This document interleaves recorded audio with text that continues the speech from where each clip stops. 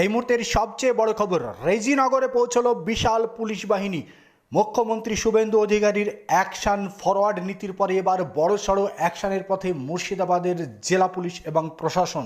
সেই সঙ্গে কলকাতার বিশেষ প্রশিক্ষিত পুলিশের একটি টিম পৌঁছেছে রেজিনগরে। এই মুহূর্তের সব থেকে বড় খবর, ইতিমধ্যেই হুমায়ুন কবির ঘনিষ্ঠ তিনজন এজেইউপি নেতাকে গ্রেপ্তার করেছে রাজ্য পুলিশের বিশেষ বাহিনী।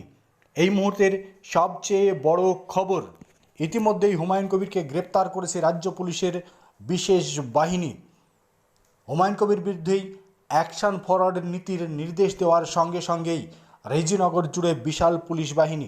মুর্শিদাবাদ জেলা পুলিশ প্রশাসনকে হুমায়ুন কবিরের গতিবিধির উপরে নজর রাখার নির্দেশ দেওয়া হয়েছে। সম্প্রতি উস্কানিমূলক মন্তব্য এবং সাম্প্রদায়িক উস্কানিমূলক মন্তব্য ছড়িয়েছেন হুমায়ুন কবির, যা বাংলার সংস্কৃতি এবং রাজনৈতিক প্রেক্ষাপটে সব থেকে ঘৃণ্য অপরাধ।